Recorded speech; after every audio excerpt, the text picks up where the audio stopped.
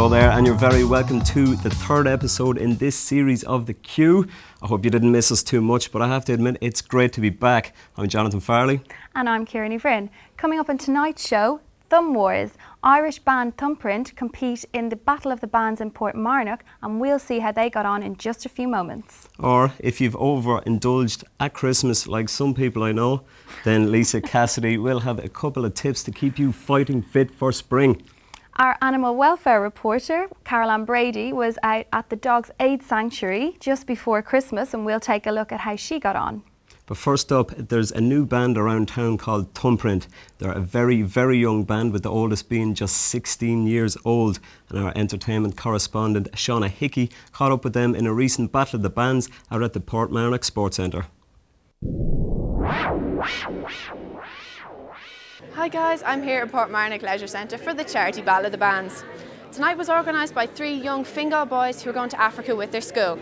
Tonight we're going to be chatting to the bands, getting to know the organisers, and of course staying for the competition. The bands are all warmed up, I'm ready, I hope you're ready. So let's have a look.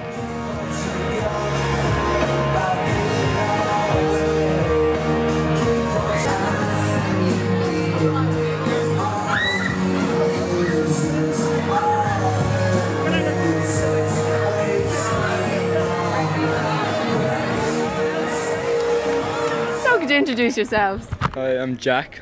Mark. I'm Matthew. Darren. I'm Thomas. Okay, so what is tonight all in aid of? We're going over to South Africa in February to build an orphanage and feeding centre with Portmarnock Community School, and yeah. So whose idea was it to organise It was Battle of mine. the Bands? Yeah? Yeah. I'm just happy to see the band, so I want you to move up a little bit. That's it. That's it. Is it full of beans? I'm here with Thumbprint, so introduce yourselves. I'm Green Chatton. I'm Sam. I'm Gav. Carl.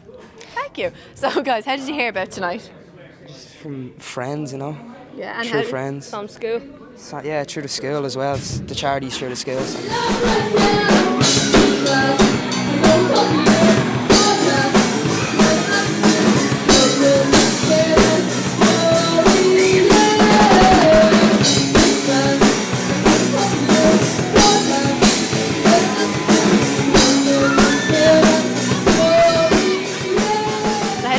For tonight?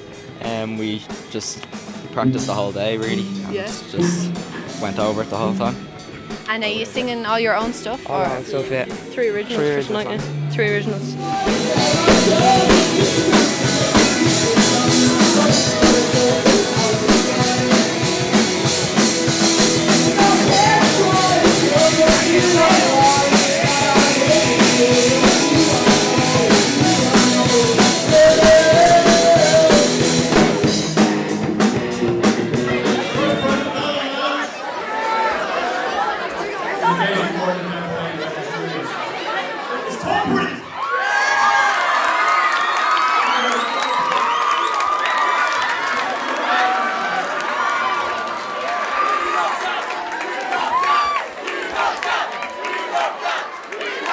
Can you believe that you won? Really, no? I can't yet anyway, I probably will sometime tonight. Just wake up in the middle and go, yeah! Yes, I won! So what's next for Thumbprint? I mean, book the studio, really. Bigger, Book better the prize, things. you know. Bigger, better things, yeah. So there you go, FCTV. Everyone's gone home with a smile on their face, especially Thumbprint. So make sure you check out all the bands on their MySpace and YouTube and all that stuff. And I'll talk to you really soon.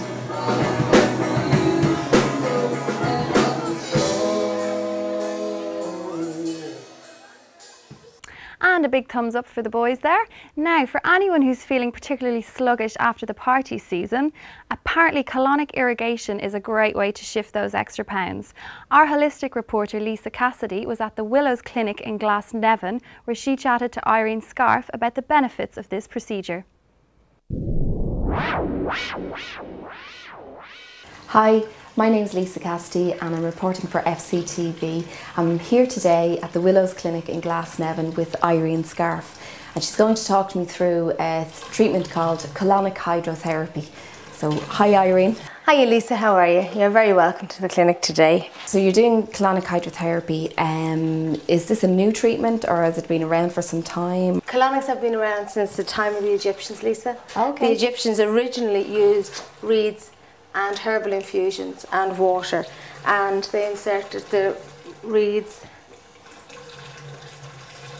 into the back passage. They really fully understood the importance to detoxify the body, to clear all impurities out, to enable all the main organs to function much better. Okay. So I imagine this is really, really good for IBS or constipation or just general detox. It's fantastic as a general detox. It's one of the fastest, if not the fastest way to detox. You're removing a packed fecal matter out of the bowel instantly. Wow. And it is fantastic also for irritable bowel syndrome, constipation. Basically because we're removing the matter that's causing the impactation and the fermentation where irritable bowel is concerned. Okay. But we would also do a full spec of nutrition, lifestyle with each patient that comes in, so we will tell them where they're going wrong. And once we clear the bowel out, then they have a clean slate to start with. We also offer a full backup service in relation to any queries they might have. Patients ring us and check everything through it as if they're not sure. And we've already inserted the speculum into the back passage. This is a speculum, and all that goes in is up to here on the actual speculum itself. Then the arbitrator, or the end piece, is just removed, and the waste pipe, as you can see here, is fitted on the end. Also fitted on this part of the speculum, you have the water feed pipe. This isn't ordinary water. This water has been filtered through several systems before it actually hits the patient itself, and it's also been oxygenated to help to eradicate parasite and bacteria much faster. The water comes in through the water feed into the bowel and empties out through this tube here. Throughout the treatment we do a process called filling, which basically means we press the tube as I'm going to do now, and when the patient feels a full sensation they will say now, and we release. So when Dave feels that full sensation he just says now, and we let it go and just relax the bum there, Dave, good man, and we have some matter clearing away. It's a quite simple process but extremely effective. So again, just to show you, we press the tube, and when Dave feels the pressure too much he'll just say now to me, and we release.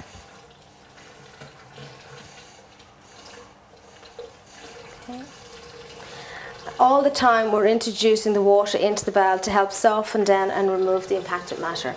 The process itself, Lisa, takes between 30 to 40 minutes, and as you can see it's quite pleasant. There's no major discomfort at all. Thanks very much, Irene. That was brilliant. Dave really enjoyed his treatment, and I know he's going to do a follow-up course, which would be great. That's right, yes. So what would typically be involved in a consultation and a course? The normal course of treatment is recommended as a course of 4. Okay. That's a session about a week apart, because the bowel itself comes in 3 sections. You have your ascending, transverse and descending, but we do find that the 4th one is very beneficial. The consultation itself here, basically we start off with a tongue pulse analysis. We also take blood pressure reading, which is very important. We then move on to a nutritional and a lifestyle. And we go through all of that, because it's very important to see what the patient is actually taking, because a lot of the times they think they're doing the right thing but really turns out they're not. Okay. On top of that, when anyone books a course of 4 treatments with us, we also offer a live and dry blood myoscopy. That's fantastic. Wow. Because top to toe. Very much so. But it gives us fantastic insight into the actual patient's health. We can check for things like candida, which is actually thrush. We can also check cholesterol. We can see whether the body is taking the water that it needs to take in, if it's not taking it in. So is that a cellular level? Very much so. Absolutely. And it gives us a fantastic, as I said, insight into the patient, and then we will put a package together then depending on them. Everybody is different, everybody comes in at different levels, so we can't generalise. We have to sit down and treat everyone separately. Thanks for that, Lisa. Informative as ever. Now, I'm very happy to announce a very special guest in with us today. It's our animal welfare reporter, Carol-Ann Brady. Carol-Ann. Hi, Jonathan. Hi, Ciara. Hi, how are you? Now, you were out recently at the Dogs Aid Sanctuary. Can you tell us a little bit about that? Sure. The Dogs Aid Sanctuary was set up 20 years ago by Maggie and her team, a group of ladies from Ballymun to be precise. They've had a number of sites over the years, and they were recently just given a new site with the redevelopment of Ballymun. They moved out there, stuck lock and barrel, only to find out that the funding wasn't going through after all. So now they have a new site and no money. So this is what we're looking at today, yeah. And we just after getting recently over the cold snap, did that have a massive effect on the amount of dogs brought in? I didn't see that per se, but then again, I mean, what kind of animal people would leave animals out at this time of the year, you know? Yeah. Saying that, they do live in containers, so like it's quite cold, and it was cold outside that day when we were recording, and I can't imagine what it would have been like over the Christmas period, you know. So have they seen a huge rise in the amount of dogs that have been coming to the sanctuary now in the last few years with the recession, or has it stayed? It's pretty much the same every year. Okay. Pretty much the same. I suppose what is lacking is the funding has dropped off somewhat. They were supposed to have a huge funding input to build a new premises. That fell through with the recessions. That was a major blow for them, having moved to the new site already. But they get a lot of donations through different ways, so they're holding their own at the minute. Yeah, and have they any fundraising events coming up? They have a big one on St Patrick's Day up on Grafton Street, where they'll have a sing fest. I believe they did one before Christmas and that went very well. Excellent. And they'll raise some money through that. And there's, do you hear the rumours going around that Caroline's going to be singing in that? Going to pop along and... Oh God, no! They want to raise money, not lose money. You know, leave me to doing just talking about them for now. It's grand. It's grand. Great. Well, let's take a look at Caroline when she visited the Dogs Aid Sanctuary.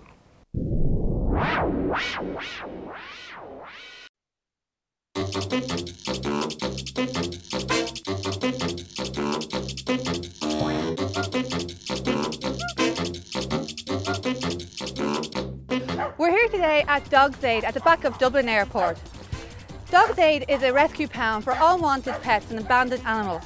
They don't have any funding of their own, and they have just recently been let down by funding by the BLR. What can you do? Well, later on we'll be talking to Brenda, one of Maggie's team, and ask her those questions.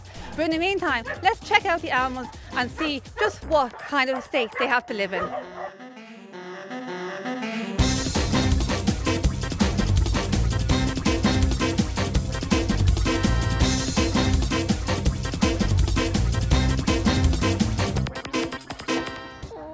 Hello Brenda, who do we have here?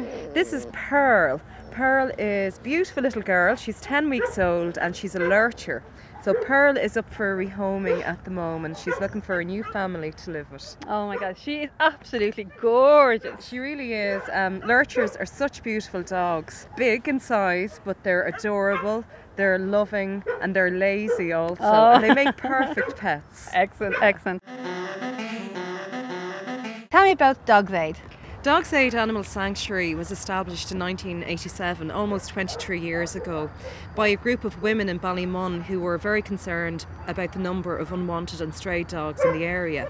So they established Dogs Aid with a mission to provide a haven for abandoned, lost and abused dogs.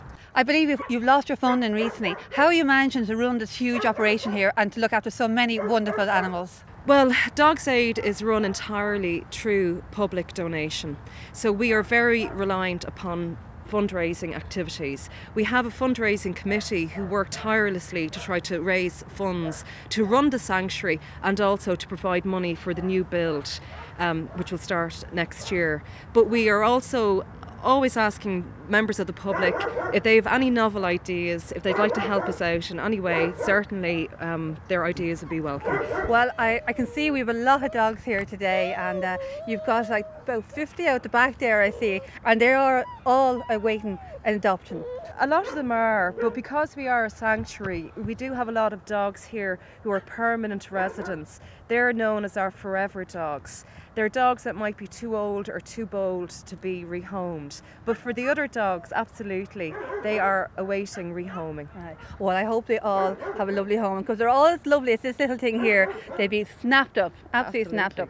I was on your website just the other day, and I know it was a little buy a brick campaign, which is an excellent idea for people people who don't have a lot of money but can just buy 1, 10, 100 bricks.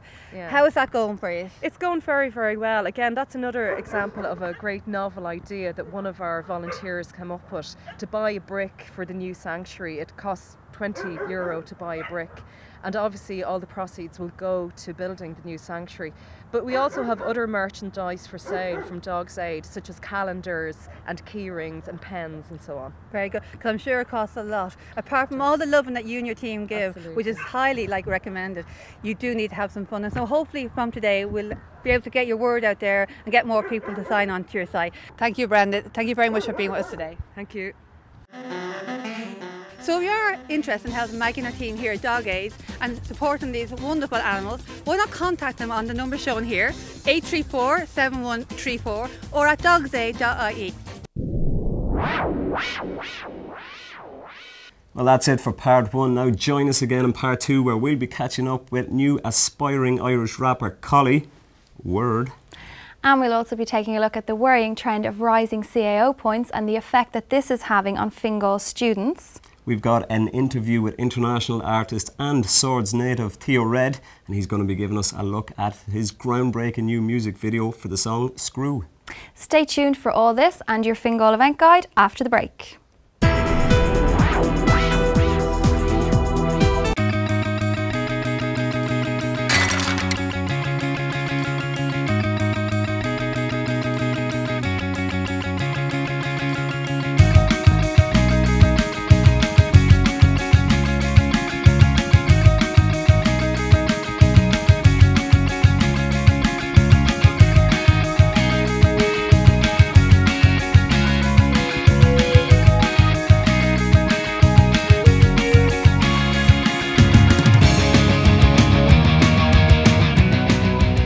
You up to date in everything that happens in the Fingal area up until February 2010. I'm Jonathan. And I'm Ciara.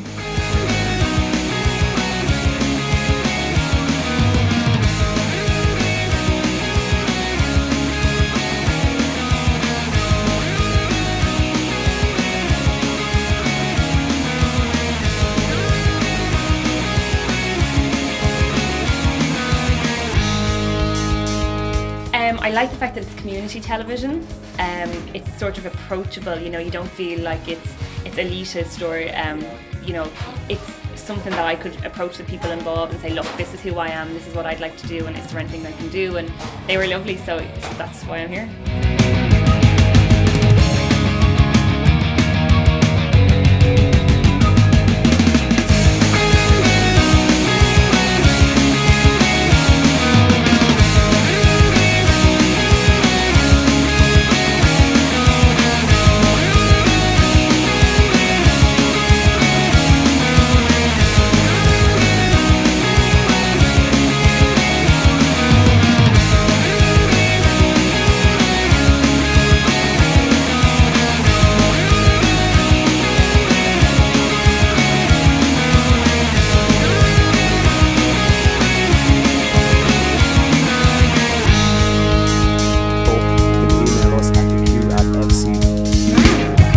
This is the Minister of Communications, Energy and Naturals, Eamon Ryan, TD.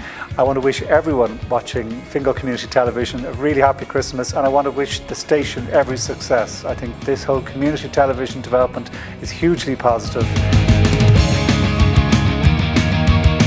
Rushmasters Society was originally founded in around 1927 and has been on the go since. There's always been a drama group here in the town since 1927. What would it generally take to clear an area of this size? We've been working here about 3 or 4 Saturdays now, so we're making pretty good progress, and okay. That's all sort of manual labour, no chainsaws or anything like that. Right. So great exercise, right, apart from anything else. Seo FCTV is stáisiún áitiúil sin atá bunaithe I Fingal do Mhuintir Fingal. Tá simime gon dulcan cine dhéanamh I chlóracha de fáistí do chuoine fása de ahan duine sa mar sin fánaigh linn ar FCTV. FCTV, your channel, your choice. FCTV, your channel, your choice. FCTV, your channel, your choice.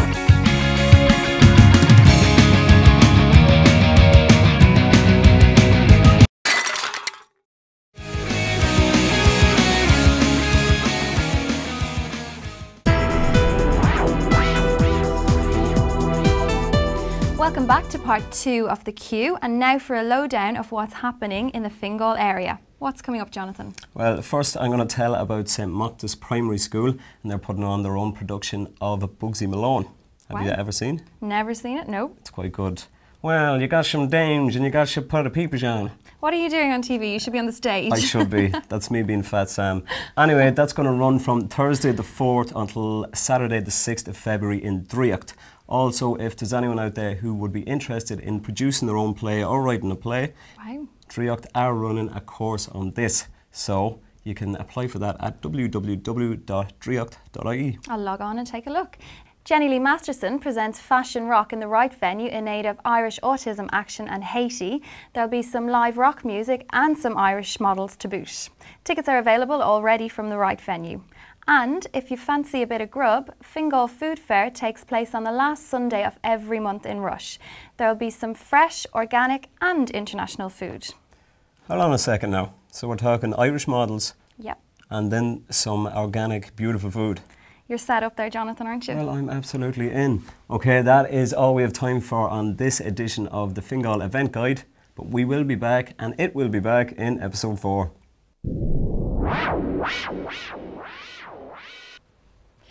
Now, next up, our music reporter Paula McSweeney meets with Swords-based rapper Collie to chat to him about a rap competition he organised for young aspiring rappers.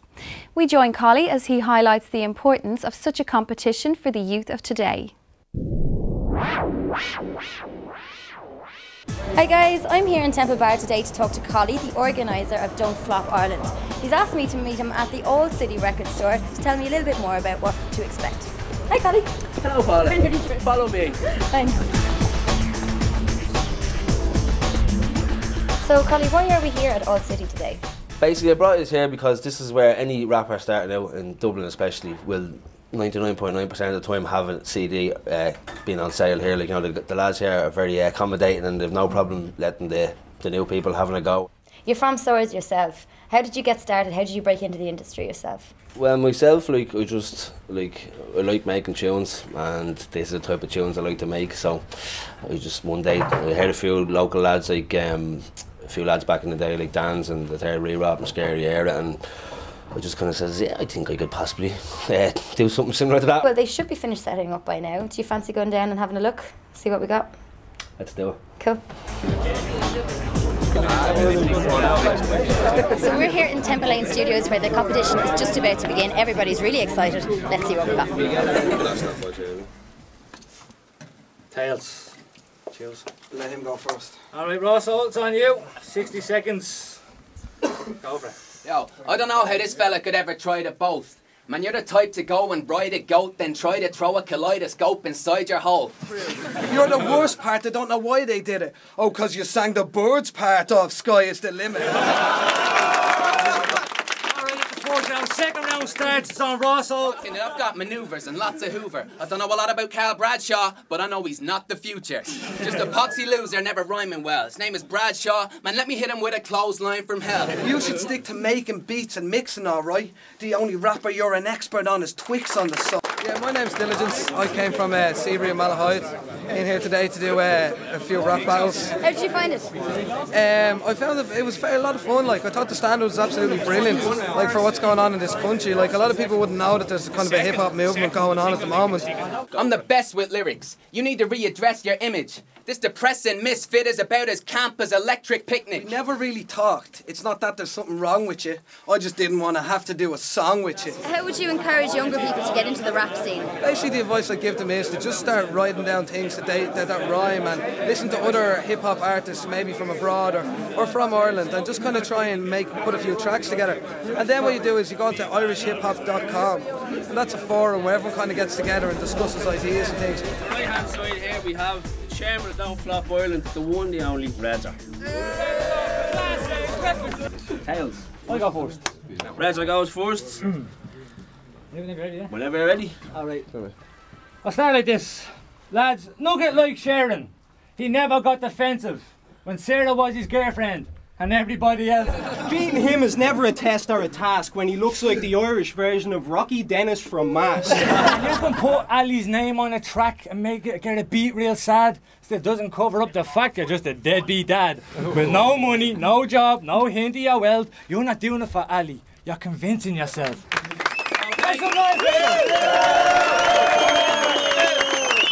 Alright, so the judges have made their decision, and in a mildly unanimous outcome, the winner is in fact Reg. Have you got many followers at the moment? Or? Well, personally speaking, me and Red have the biggest following in the whole of Ireland. Well, that's it. I have to say, I'm really impressed with the talent that we saw today. If you want to know more about this, go to don'tflopireland.com.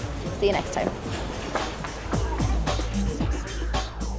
Thanks for that, Paula, and watch out Ice Cube. Now, Aideen Cronin has a special report which asks the recession question for Fingali and Leaving Cert students and how the recession has affected their CAO applications.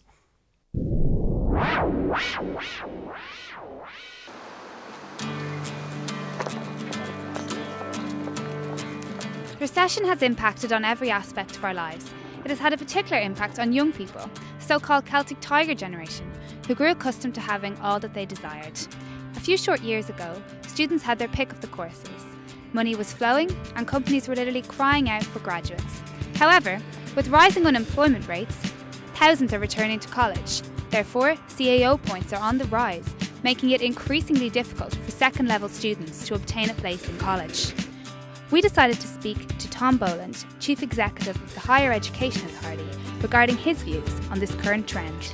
But certainly going on past trends, I think we can expect that. And of course the situation last year saw a record number of students applying, first of all applying for higher education places and then actually accepting places in higher education institutions.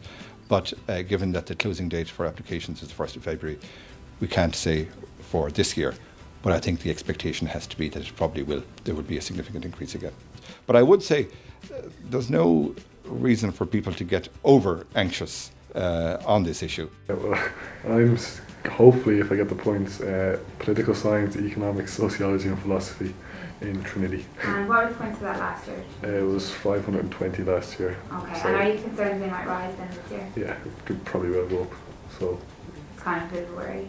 A little bit, yeah. When I tell people that I'm thinking of doing philosophy, there's like an outrage. People are like, you're never going to get a job from that. And that just kind of drives me on to do it, like even more in a way. And like you definitely hear teachers like saying to you a lot more, like you have to kind of pick something that you'll get a job out of and stuff. And like people that were like thinking about doing like architecture and stuff wouldn't do that anymore.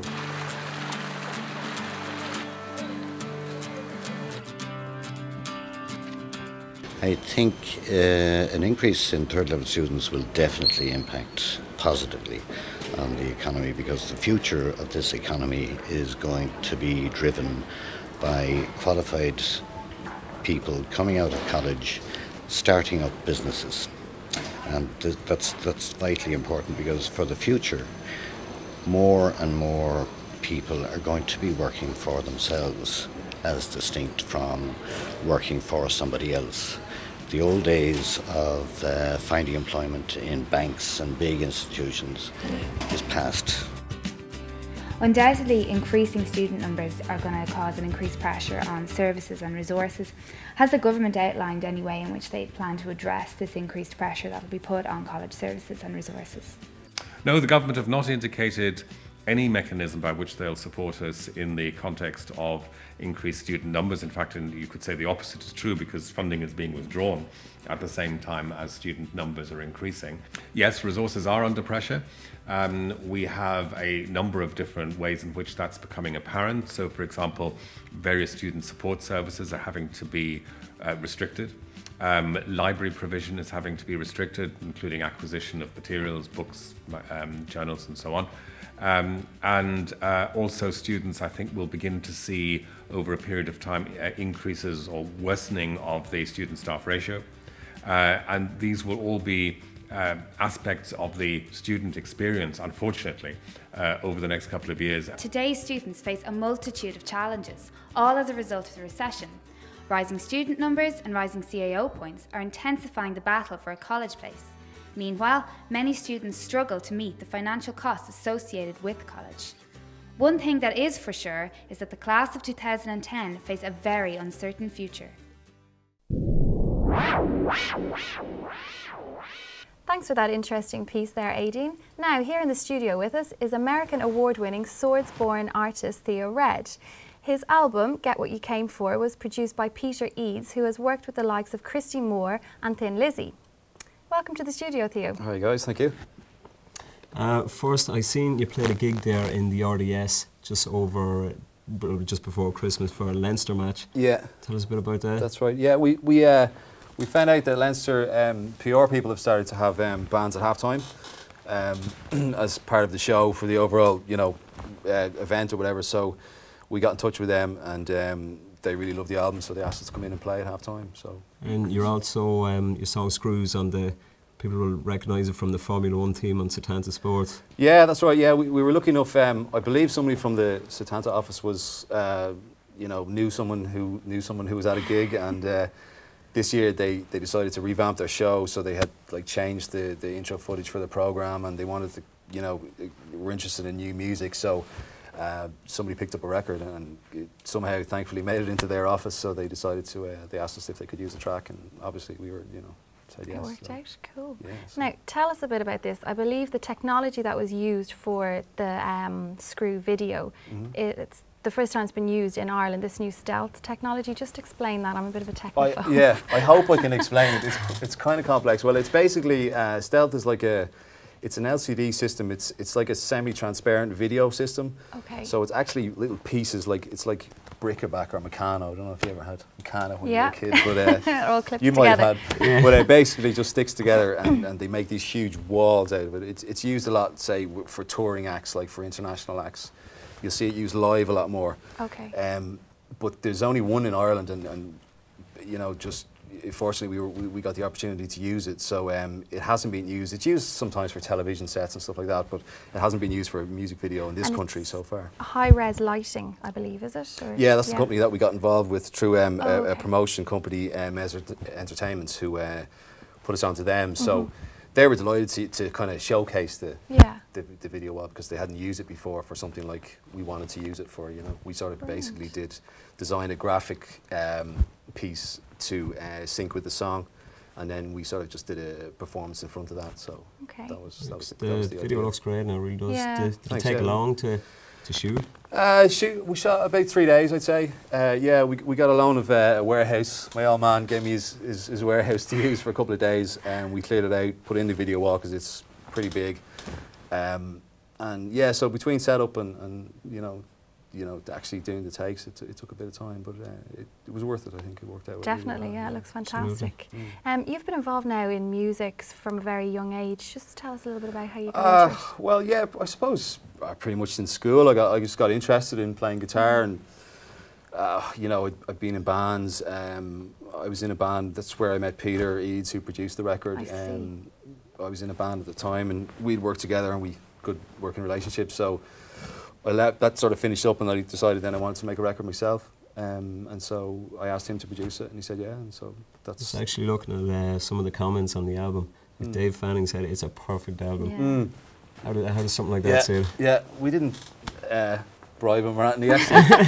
He really said that. He did say that, yeah. Thankfully. So, well, it was good just to have people recognise it, I mean, the Times gave it a really nice review, the Irish Times. And so there's been a couple of things that have really helped it kick it on, So great, and we're delighted, May your success continue, yeah. Well, thanks a lot, yeah. Absolutely. Well, unfortunately, that's all time we have for another episode of The Q, but we will be back very, very soon. Now, I know, as well as Ciara, that we want to have a look at the man in action, so here is Theo in his groundbreaking video, Screw.